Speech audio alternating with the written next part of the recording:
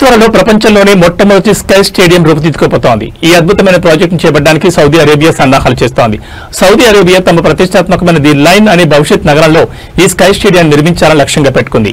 ఈ వినూత్న నిర్మాణానికి నియమ్ స్టేడియం అని పేరు పెట్టారు. ఈ స్టేడియం భూమికి దాదాపు 350 మీటర్ల ఎత్తులో నిర్మించబడుతుంది. ఈ ఎత్తులో స్టేడియం నిర్మించడం ప్రపంచంలోనే ఇదే మొదటిసారి.